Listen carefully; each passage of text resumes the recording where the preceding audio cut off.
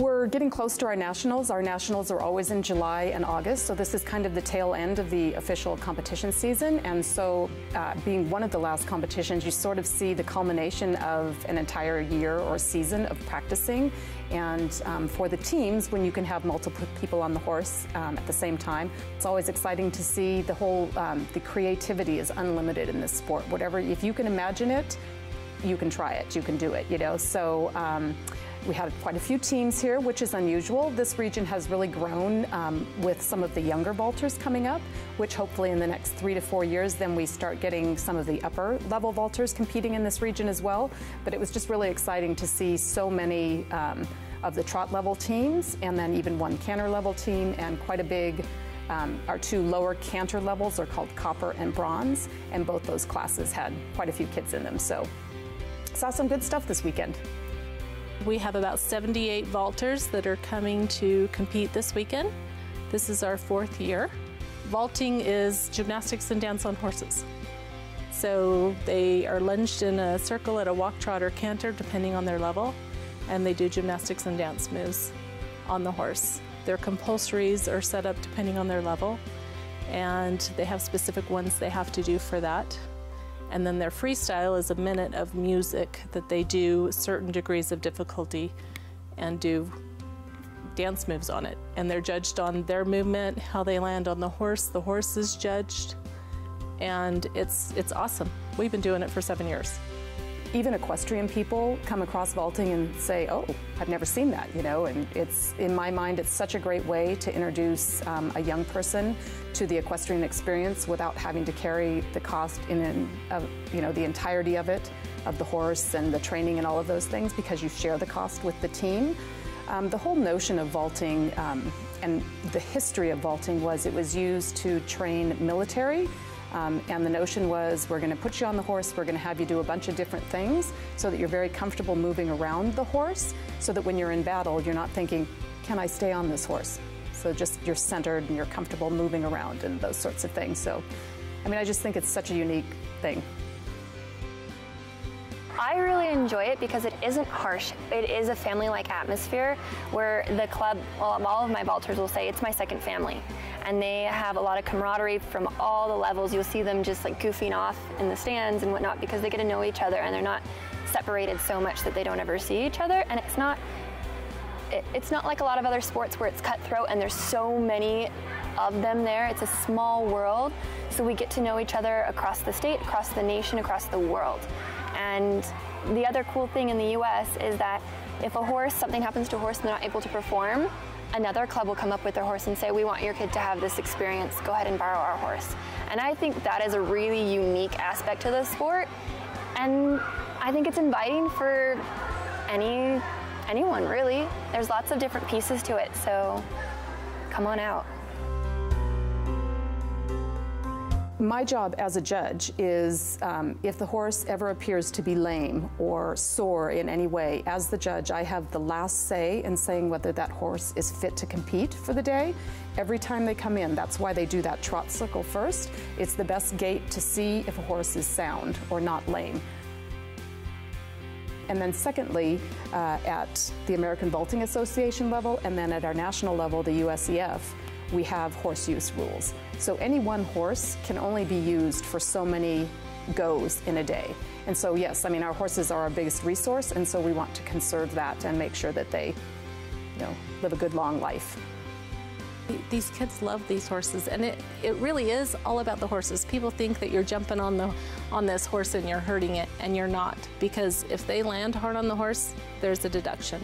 If there's anything wrong with the horse, the judge will pull the horse out in a minute if they think the horse is not fit and in its right state. But the kids, I mean, you'll see them. They're just loving on that horse and, you know, spending time with it and walking around. And I mean, their horse is their best friend. They live for the horses. If we didn't have horses, we wouldn't have this competition. So it's all about the horse. It's very unnatural for a horse to be moving and have someone come up to it and want to mount, because normally you're at the standstill when you do that. So there's a lot of conditioning that happens with the horse. All of the team participates in that. The best vaulting horses then have a trainer who comes and rides them under saddle.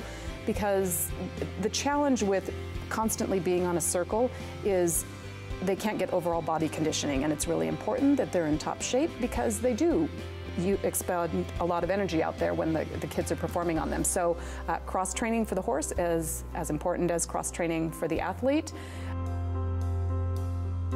So depending on the level, I mean, you've got just your very beginner little 5-, 6-year-olds that come maybe a couple times a week or just once a week, depending on the club that they're with. And then you've got some that are older that are more looking down the line for FEI international stuff. So they're cross-training. They're doing 2 or 3 days a week on the horse, and then they're cross-training with yoga, gymnastics, dance. I've got quite a few girls that do either vaulting, gymnastics, dance every day of the week, except for Sunday. Monday through Saturday, they have a lesson that cross-trains them for vaulting.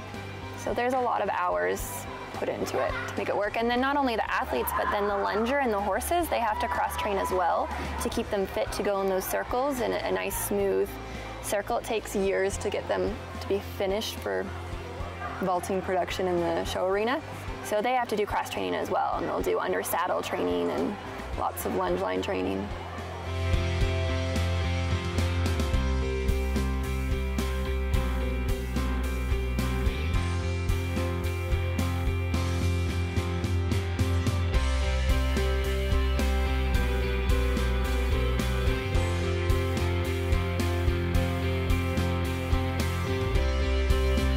Big thing is you're working really hard to go out there and do something pretty incredible.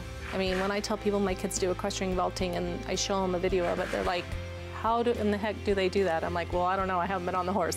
Go out and have fun and try.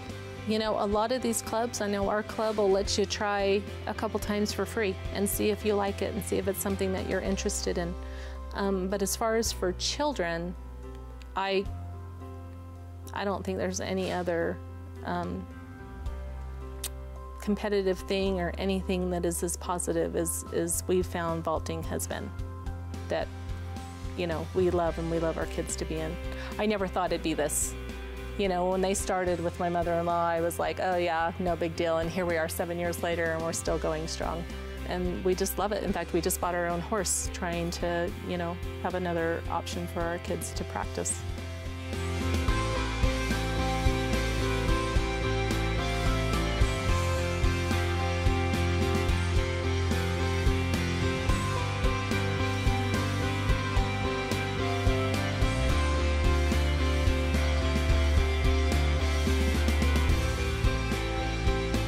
One of the things that I think is unique to this region is there are a lot of horse people here in general still. And so you have people doing equestrian sport, and so when they find a new avenue or something new they can do in the equestrian world, they're eager to try it, and they're willing to say, okay, well, let's see how this goes. And in a lot of other areas where equestrian is not as strong, it's really hard to sell this to a parent who, you know, their kid does soccer or they do gymnastics or swimming, or, you know, so just the fact that there is a lot of equestrian here really helps our sport to grow, and that's why I think that I've been to this competition as a judge. I think this is my 3rd time, and so there's always a really good turnout. And you see clubs growing, you see new clubs starting, which is always a great thing for growth. You know, some of the other regions, Southern California, is a region that used to be really strong, and now with, you know, so much more population there and horses kind of getting crowded out, you know, there's a handful of teams down there, but nowhere near what it used to be.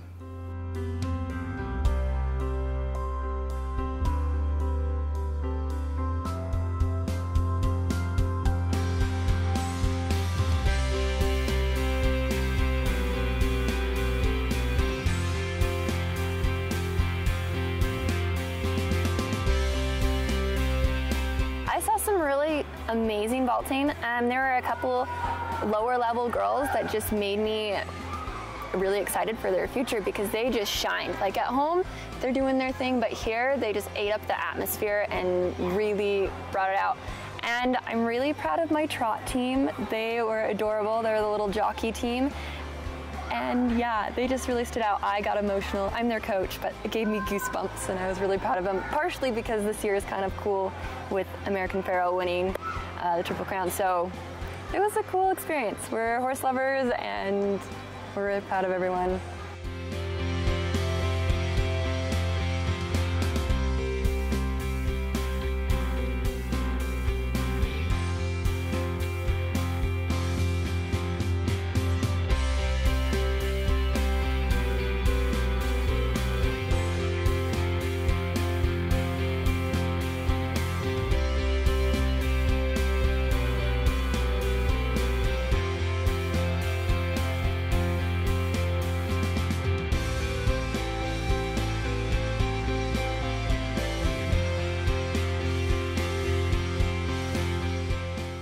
What I always say when I clinic vaulters is it's a sport that, you know, if you were on a soccer team, your soccer coach would expect you obviously to come to practice and to work hard at practice, but then they send you home and you're supposed to do whatever it is your cross training is. And so with the sport of vaulting, I always tell kids, you can't be strong enough and you can't be stretchy enough. I mean, both of those things come into play every time you're up on the horse. And so if you continue to work on those things, you will notice that you get stronger on the horse and you'll be more capable of saving something that's going wrong.